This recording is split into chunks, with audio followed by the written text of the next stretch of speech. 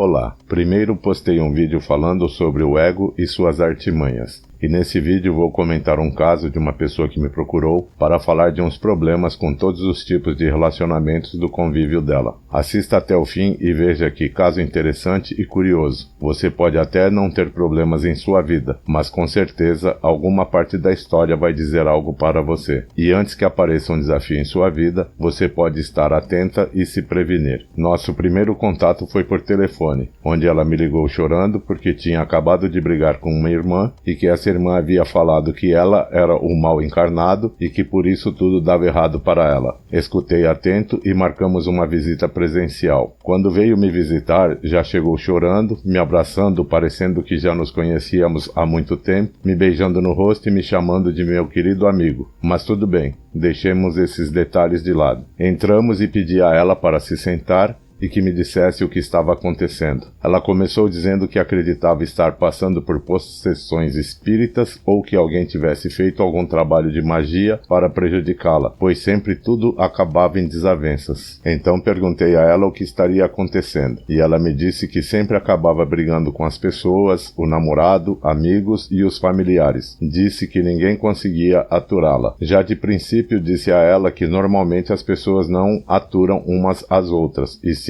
que normalmente é um convívio saudável e amigável. Pedi a ela que me contasse então como as coisas se sucediam e que, se fosse possível, me contasse desde a infância dela, pelo menos partes em que ela se lembrava ou achava que começaram os problemas de convívio social. Ela começou dizendo que sempre foi a melhor aluna na escola, que sempre era líder de grupos e que sempre tinha sido tratada como uma princesa. Falou que desde a adolescência sempre era admirada pelas amigas, elogiada por todas as paquerinhas, que no trabalho sempre foi admirada pelos colegas de trabalho e pelos chefes, mas não entendia o porquê que, sempre sendo admirada por todos, acabava brigando com as pessoas que, segundo ela, a elogiavam muito, e que por isso ela achava que poderia ser também algum tipo de maldição que recebeu desde nova. Claro que tem muitos detalhes da conversa que não cabe aqui expor, por motivos éticos e porque senão o vídeo vai dar mais de 8 horas. Então fui percebendo que o problema dela não era